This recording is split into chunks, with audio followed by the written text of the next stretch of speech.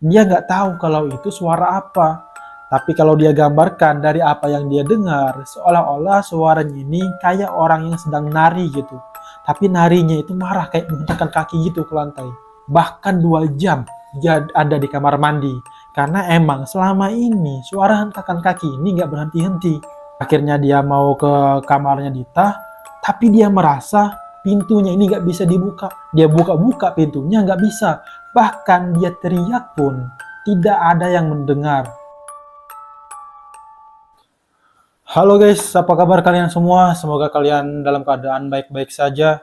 Kali ini Rintihan Misteri akan membawakan cerita horor nyata dan saya kutip dari Twitter, menceritakan seorang mahasiswa yang mengalami kejadian-kejadian horor di daerah Jogja. Sebelum kita mulai ceritanya, saya mau dong kalian absen dulu dari mana saja supaya saya bisa mengenal kalian satu persatu.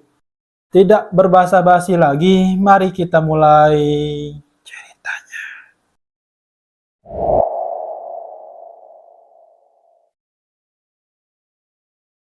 Yang ngalamin cerita ini, dia adalah Intan. Pada tahun 2017-an, Intan diterima di salah satu universitas negeri yang ada di Jogja. Jadi dia excited banget, karena itu adalah universitas impiannya. Dan dia senang banget, walaupun dia harus merantau ke Jogja.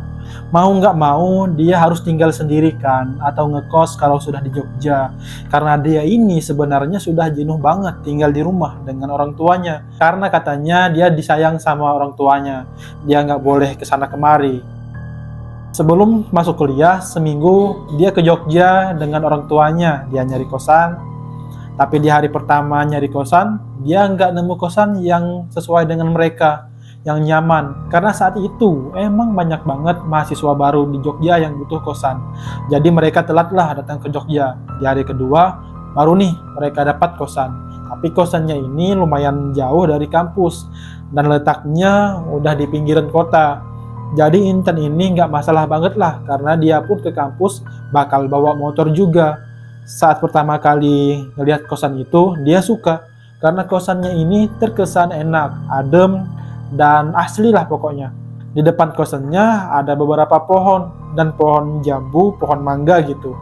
Wilayahnya juga emang jauh dari jalan raya dan cukup sepi lah dan tenang.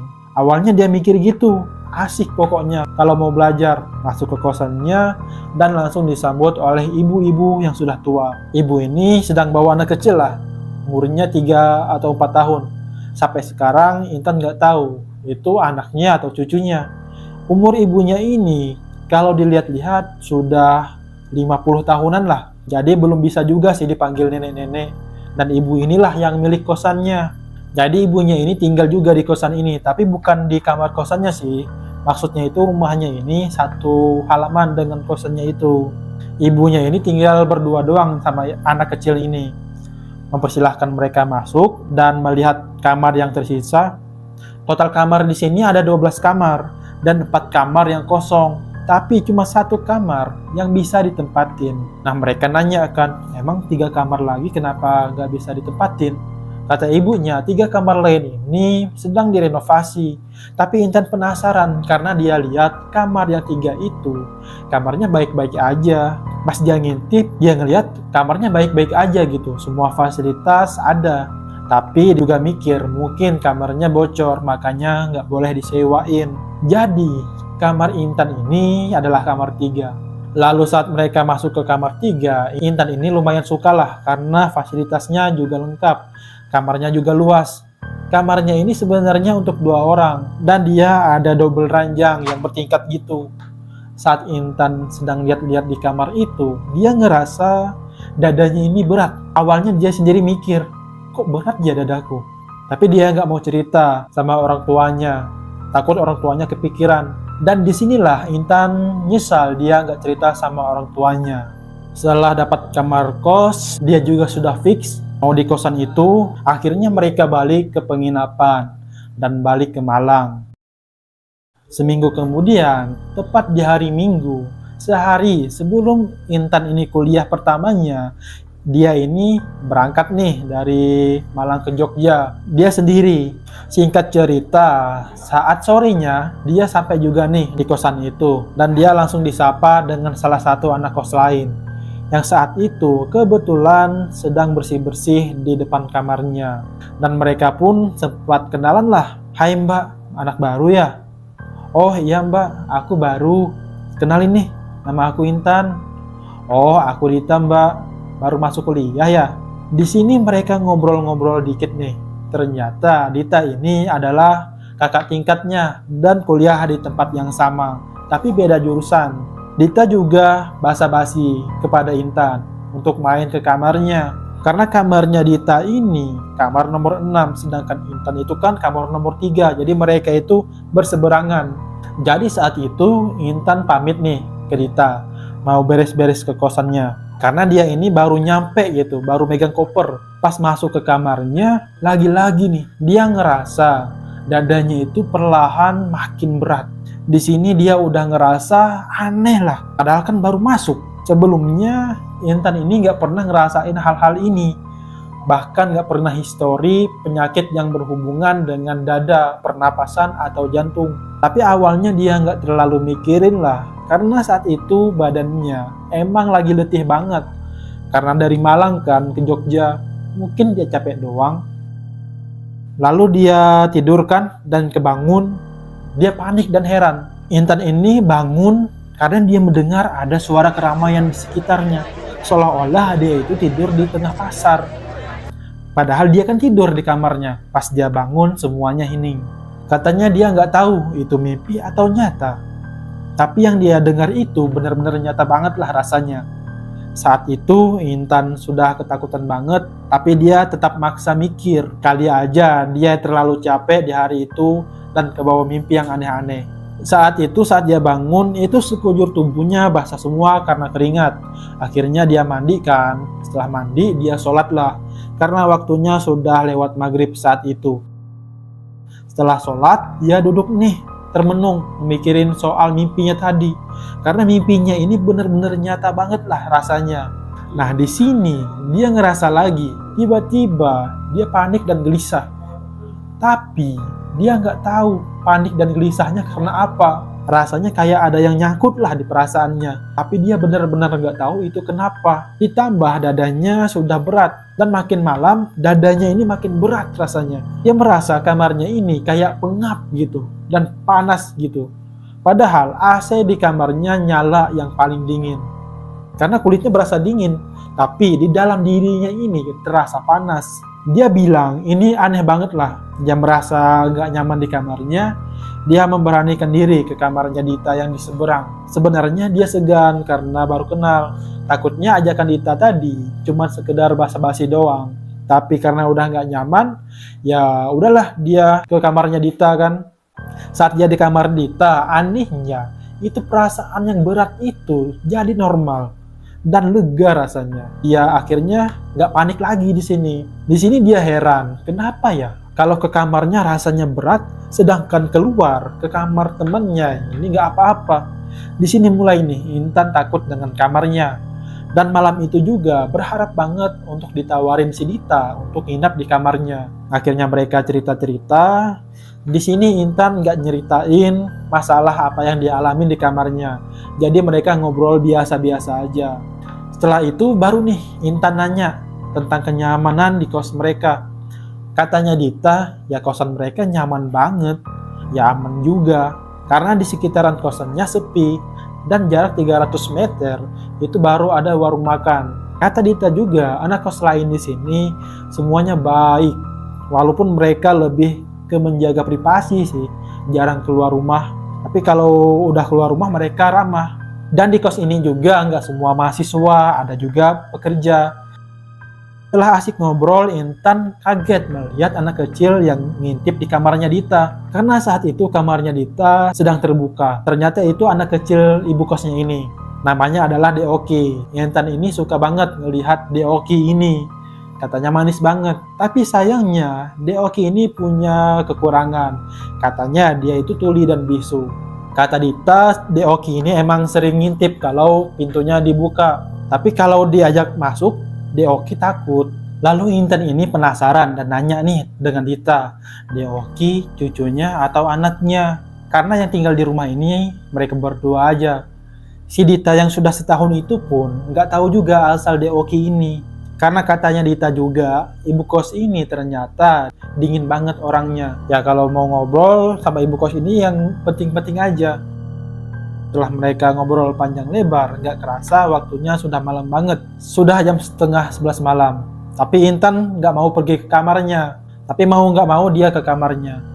Lagi-lagi, Intan merasa dadanya merasa berat lagi. Dan dia mulai panik lah di sini. Kalau sudah di kamarnya dia panik banget. Akhirnya dia diranjang mikir, kenapa ya? Padahal baru sehari tinggal di kosan ini. Kenapa rasanya nggak nyaman banget? Terus dia mencoba tidur aja. Jadi sambil rebahan, buka HP, nggak kerasa dia ketiduran. Tiba-tiba, dia kaget, kayak ada yang buka pintu kamarnya. Dia nggak bisa gerak, dia ketakutan, mikir di sini. Itu siapa coba? Awalnya dia ngira itu Kak Dita, tapi dia manggil nih di sini. Kak Dita, itu Kak Dita ya? Halo, nggak ada jawaban sama sekali. Di sini dia mikir, kayaknya itu bukan Kak Dita deh. Jadi di sini dia udah ketakutan banget dan nggak berani juga keluar untuk ngecek pintunya siapa yang di depan. Malam itu juga dadanya makin berat. Nah di sini dia juga merasa hawanya ini aneh banget di kamar ini. Panasnya ini tiba-tiba makin panas dan aneh banget. Badannya yang merasa dingin tapi dalamnya panas seperti biasa. Akhirnya di sini dia berdoa aja nih. Tapi dia nggak berani keluar dan nggak berani ngapa-ngapain. Akhirnya dia ketiduran.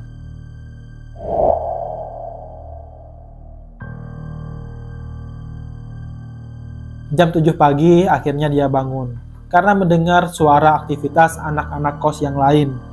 Akhirnya dia bangun, mandi, pergi ke kos. Setelah sorenya dia pulang ke rumahnya jam 5 sorean.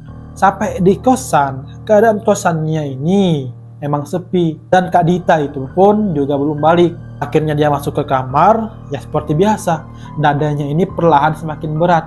Di sini dia mikir nih, kenapa kalau di kamar ini rasa dadanya ini makin berat? Akhirnya, karena terbiasa dengan keadaan itu, dia pun nggak mikir yang aneh-aneh lah. Akhirnya dia pergi mandi kan. Saat dia sedang mandi, showernya sudah nyala, dia mendengar samar-samar suara hentakan kaki. Dan itu suaranya dari dalam kamarnya. Dia matiin showernya, dia memastikan suaranya, ternyata benar aja. Suaranya jelas banget dia dengar. Dia nggak tahu kalau itu suara apa. Tapi kalau dia gambarkan dari apa yang dia dengar, seolah-olah suaranya ini kayak orang yang sedang nari gitu. Tapi narinya itu marah kayak menghentakkan kaki gitu ke lantai. Di sini Intan gemetaran dan ketakutan karena Intan mendengar suara kaki itu. Dan suara kakinya nggak berhenti. Seolah-olah narinya ini lama banget. Karena takut dia pun nyalain showernya lagi kan dan kembali mandi. Di sini nggak berani keluar kan dari kamar mandi, bahkan 2 jam dia ada di kamar mandi. Karena emang selama ini suara hentakan kaki ini nggak berhenti-henti. Setelah 2 jam, suara hentakan kaki ini berhenti. Setelah suara itu hilang, dia kembali ke kamarnya dan ganti baju. Dia cepat-cepat pergi ke kamar Dita. Walaupun sebenarnya Dita belum pulang. Karena Dita ini belum pulang, dia mau nggak mau dia pergi ke rumah ibu kos. Bu, assalamualaikum. Bu. Sambil panik, dia manggil ibunya kan dan ngetok rumah ibunya. Tapi sayangnya, emang sama sekali nggak ada respon. Tapi untuk memastikan, dia ngecek nih, ngintip dari jendela rumahnya. Nah, pas dia ngintip, dia ngelihat ibunya ini sedang duduk di lantai. Dan itu duduknya kayak orang Jepang gitu loh, sedang makan di lesehan. Nah, di sini dia melihat ibunya ini duduk menghadap ke TV. Tapi TV-nya nggak nyala, dia ngelihat ibunya ini dari belakang. Tapi Intan ini coba manggil ibunya dan ngetok jendela ibunya kan. Tapi ibunya sama sekali nggak noleh. Bahkan nggak bereaksi sama sekali. Kurang lebih Intan di sini setengah jam manggil ibunya. Karena apa yang dia alamin semuanya aneh dan nggak masuk akal. Sampai Intan ini beberapa kali gigit tangannya sendiri. Dia berharap itu adalah mimpi. Habis itu Intan duduk nih di kursi yang ada di depan rumah ibu kos. Menunggu Dita balik.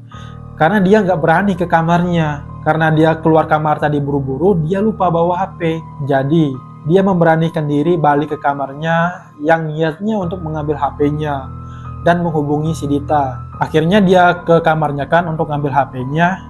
Pas mau ke kamarnya, dia melihat Deoki ini sedang mengintip kamarnya si Intan. Dan pas Intan sudah mau sampai, Deoki ini kaget, sekaget-kagetnya karena dia melihat Intan itu ada di jalan menuju dia. Mungkin di sini Deoki itu melihat Intan ada di dalam kamar. Padahal Intan itu sedang di luar. Akhirnya Deoki panik, dia langsung pergi kan ke rumah ibu kos ini. Nah, tanpa berpikir panjang, dia buru-buru ke kamarnya dan mengambil HP serta ngambil kunci motor. Niatnya dia mau makan lah ke tengah kota kan, untuk menghibur dirinya supaya tidak terpikirkan dengan apa yang dia alamin. Di sini dia ngechat ibunya, tapi ibunya nggak percaya dengan apa yang diucapkan oleh anaknya. Kemudian dia nelpon Dita kan di sini. Ternyata malam itu Dita ada acara komunitas. Dia sejam lagi sekitar 10 malam dia baru ada di kos. Sedangkan saat itu sekitar setengah jam 9 malam. Jadi Intan ini nunggu Dita pulang dulu. Kalau Dita sudah di kos, baru Intan berani kembali ke kosnya. Tengah jam 11 malam, Dita baru ngabarin kalau dia sudah nyampe di kos. Lalu Intan itu baru berani kembali ke kos. Sampai ke kosan, dia langsung masuk ke kamar Dita dan gak berani ke kamarnya. Sampai di sana, Intan bercerita tentang apa yang dia alami. Tapi sayangnya, Dita kayak orang percaya dan gak percaya. Dita nganggepinnya ini adalah sebuah percandaan. Tapi nggak apa-apa lah, yang penting Dita sudah pulang dan dia nggak sendiri di kosan. Akhirnya di sini dia memberanikan diri untuk minta nginap di kamarnya si Dita. Kak, malam ini aku nginap di sini ya. Boleh kok, tapi di sini ranjangnya cuma satu kan. Yaudah gini aja, kakak juga nggak pernah main ke kamarnya Intan. Gimana kalau kita tidur di kamarnya Intan aja? Kamar Intan kan juga ada 2 ranjang. Iya kak, nggak apa-apa. Yaudah kakak mau mandi dulu ya. Oke kak, aku nunggu di sini ya. Setelah Dita mandi, mereka pun pergi ke kamarnya Intan. Di sini kayak biasa, dadanya Intan perlahan semakin berat saat masuk kamar. Karena penasaran, apa mungkin Dita juga ngerasain? Jadi dia nanya ke Dita, "Kak, di kamar aku pengap ya?" "Enggak kok, biasa aja. Di sini malah lebih enak, lebih luas." Ternyata yang ngerasain ini cuma Intan aja. Di sini dia bingung, kenapa cuma dia aja yang ngerasain keanehan ini? Kenapa cuma dia doang yang diteror? Sedangkan anak kamar lain baik-baik aja, tenang-tenang aja. Serasanya dia pengen protes, pengen marah gitu. Tapi mau protes dan marah ke siapa? Akhirnya mereka tidur, Intan tidur di ranjang bawah, Dita tidur di ranjang atas. Karena Dita ini kecapean, dia langsung tidur ke kamarnya Intan. Sedangkan Intan, dia nggak bisa tidur karena nahan dadanya yang berat banget. Dan ditambah malam itu dia merasa kayak diawasin dengan sesuatu yang Intan pun nggak tahu itu siapa. Ya udah, dia tidur juga karena ada temannya. Baru beberapa menit dia tidur, tiba-tiba dia kaget mendengar gagang pintunya ini terbuka. Dia melihat pintunya ini terbuka sendiri dan dia mematung. Di sini dia mendengar suara Dita yang sedang ngorok, sedang mendengkur. Dia coba manggil Dita kan, "Kak Dita, Kak Dita." Karena terusan gak ada jawab-jawaban, dia coba bangun untuk naik ke atas ngebangunin si Dita. Tapi pas sampai ke atas ternyata tidak ada Dita di atas. Terus siapa dong yang ngorok tadi? Akhirnya dia langsung terjatuh ke lantai. Dia pun bangun langsung lari ke kamarnya si Dita. Ngetuk kamarnya Dita nih. Tapi untungnya Dita keluar dan membuka pintunya. Di sini dia nanya nih, kenapa Dita ninggalin dia? Pindah tidur ke kamarnya. Ternyata Dita pindah karena pas dia tidur di ranjang atas itu badannya gatal-gatal. Karena ternyata spray yang di atas itu nggak pernah diganti sama ibu kosnya. Akhirnya Dita nawarin, "Udah, kamu tidur aja di kamar kakak." Akhirnya tanpa berpikir panjang, Intan mengiyakan tawaran dari Kak Dita ini. Tapi dia tidur di lantai. Walaupun tidur di lantai, kata si Intan dia lebih enak tidur di lantai kamar si Dita daripada dia tidur di ranjang kamarnya sendiri.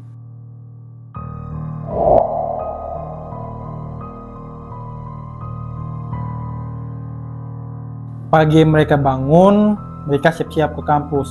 Sampai di kampus, Intan ini nelpon orang tuanya lagi. Dia minta pindah kos nih.